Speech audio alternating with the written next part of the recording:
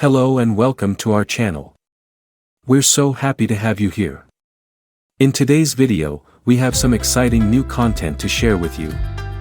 We'll be discussing vehicle repair work order for service. We believe this information will be valuable to you, whether you're a professional in the industry or just an enthusiast. Before we get started, we want to remind you to hit the subscribe button and turn on the notification bell so you don't miss any of our future videos. Let's get started. Car repair work order.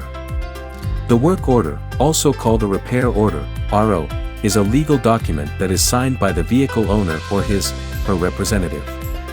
Historically, the RO has been a paper document.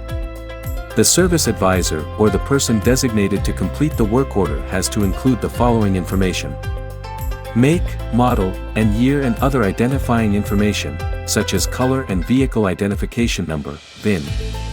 Name and address of the owner with contact information, such as the cell phone number and email address. Date of service and the name of the person who wrote the service invoice. The miles are shown on the odometer. Estimate amount and list of requested work.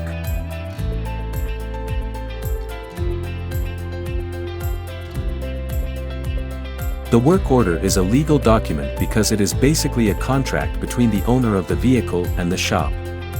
If the invoice is not paid, a lien can be placed on the vehicle and it will not be released to the owner until the bill is paid.